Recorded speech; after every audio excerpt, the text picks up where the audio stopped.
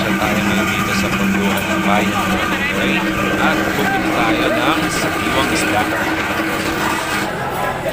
At ito na nga, nakita na namin na bibili na sa sariwang isda.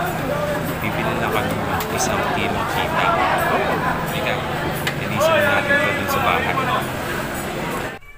So una, hihiwain natin yung isda dito sa may tiyan. Oo nga pala, yung nagamit kong kutsilyo dito medyo hindi siya matalim kaya medyo mahirap siyang makahiwa. Pero yan na nga. So ilalabas natin yung kanyang laman loob. Tapos susunod naman natin tanggalin yung kanyang hasang.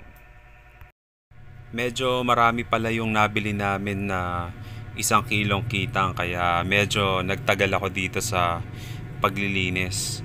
Parang 12 pala yung laman ng 1 kilo, yung mga ganito kaliliit. So ayan, iba-iba yung position ng isda. Hindi ko malaman kung alin yung mas effective na angulo pagka naghihiwa. So baliktad na lang yan, kayo na bahala tumingin. Okay, so start na natin lutuin to. Una natin lalagay yung ating mixture ng vinegar na may konting tubig, tapos konting asukal. Ano yung konti? Tansyameter lang yon. Feelings lang ang kailangan dyan. Kayo na bahala. Pero dapat titikman nyo rin, syempre. Yan.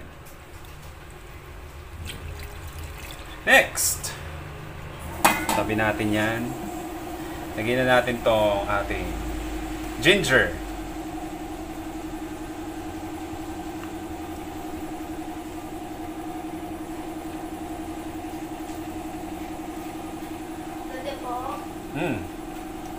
Tapos talong. Isa natin ng konti.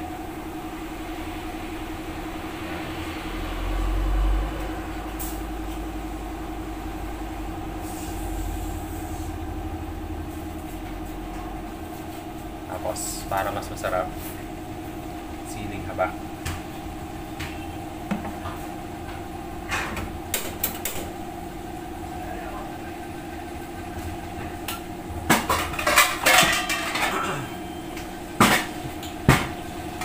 Then, tatakpan na natin yan hanggang sa maluto.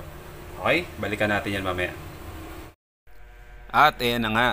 Ito na ang aming paksiw na kita. Halika na, kain na tayo.